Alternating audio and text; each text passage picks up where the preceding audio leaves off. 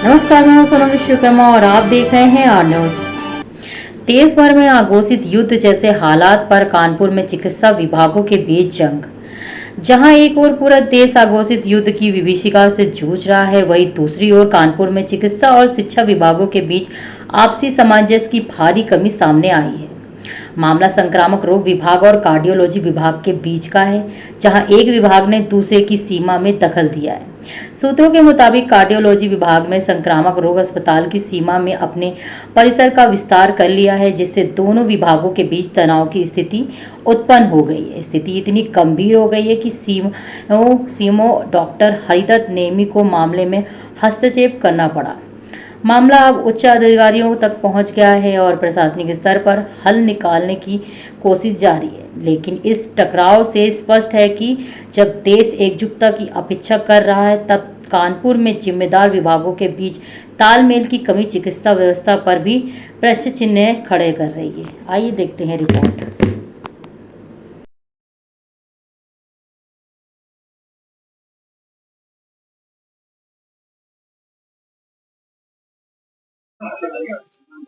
हम तो महीना में एक बार दवा लेने आते हैं।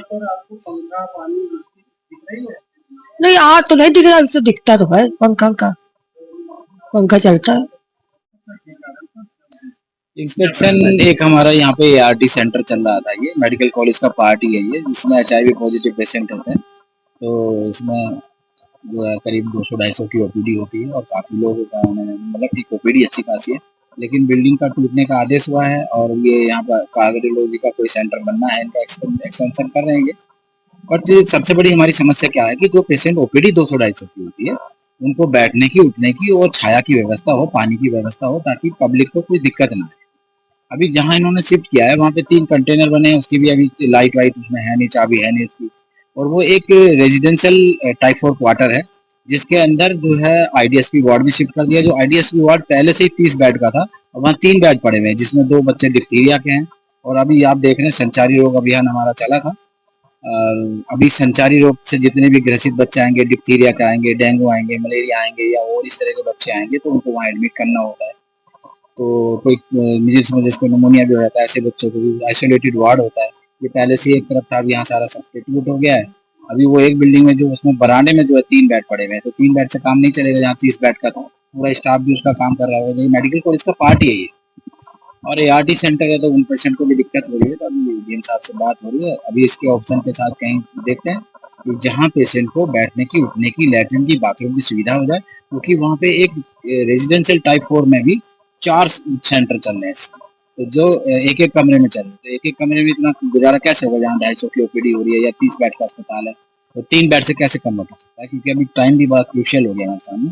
अभी डीएम साहब से मिलेंगे, तो डीएम साहब से बात हो गई है फोन पे, ऑप्शन लेके बताएंगे कि कहाँ कहाँ फिलहाल हम पेशेंट को बेस्ट रहने की, सहने की, खाने की और बैठने की और भर्ती करने की सुविधा दे सकते हैं। 2 विभागों की कुछ नहीं, बस इसमें कार्डियोलॉजी है, बेसिकली मेडिकल कॉलेज का पार्ट है। अब वहाँ पे क्या डायरेक्टर साहब होते हैं, कभी इस जमीन का इनके लिए वो किया होगा, पर कैसे हुआ? क्योंकि जब जो बिल्डिंग पुरानी बनी हुई है, जहाँ जो वार्ड चल रहा है, सबसे पहले तो हम उस वार्ड को खत्म नहीं कर सकते, उस डिपार्टमेंट को खत्म नहीं कर सकते। नाकों के द्वारा जैसे हमारा अनुबंध हुआ है कि उनकी जो HIV पॉजिटिव पेशेंट को फैसिलिटेट करना होता है, उनकी दवाइयाँ चलती है, ART चलती है, उनको हम हटा नहीं सकते। वो भी मरीज हैं, हमारे देश का पार्ट है, तो उनको कैसे हटा सकते हैं? तो पहले हमको उनकी उस सुविधा को देखना चाहिए। जैसे घर में कहीं काम होता है, तो सब सामान को हम इधर उधर शिफ्ट करते हैं ना, कभी बेडरूम में, कभी ड्राइंग रूम में, कभी बरामदे में।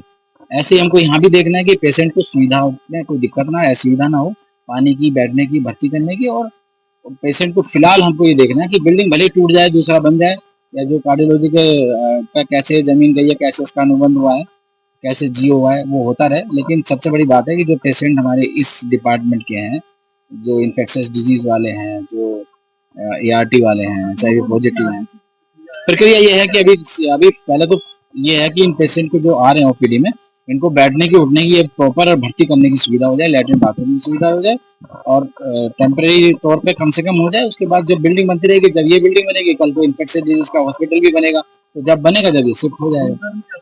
अभी आश्वासन दिया सर ने कि सबके जो एक देख लीजिए कहाँ क्या बन रहा है, क्या है, और क्या क्या हमारे पास सुविधा इस समय की है कि जहाँ इनको अभी हम शिफ्ट कर सकते हैं, जिससे पेशेंट को ठीक से फैसिलिटेट किया जा सके। 30 बेड का हॉस्पिटल था, 30 बेड का ही था वो। हाँ, वो वार्ड ही था 30 बेड का, जो 30 बेड का 3 बेड पड़े हुए। और अभी जो है प्रॉब्लम ये है कि अब सीजन भी चल रहा है। Oxford model senior secondary school Maharajpur में एडमिशन ओपन हो चुके हैं। अपने बच्चों का सुनहरा भविष्य बनाने के लिए Oxford model senior secondary school में संपर्क करें और अपने बच्चों का सुनहरा भविष्य बनाएं। Oxford model senior secondary school Maharajpur में अच्छी सुविधाएं और स्कूल के बच्चों के लिए अनेक प्रकार की एक्टिविटी के साथ अच्छी क्लासेस का इंतजाम किया गया है। Oxford model senior secondary school 2009 से आपके बच्चों का भविष्य बनाने का काम कर रहा है, जहां से कई बच्चे पढ़ लिख कर एक अच्छी जगह पहुंचते हैं। Oxford model senior secondary school के एडमिशन ओपन हो चुके हैं, जो कि महाराजपुर में स्थित है। आज ही जाकर संपर्क करें और अपने बच्चों का सुनहरा भविष्य बनाएं।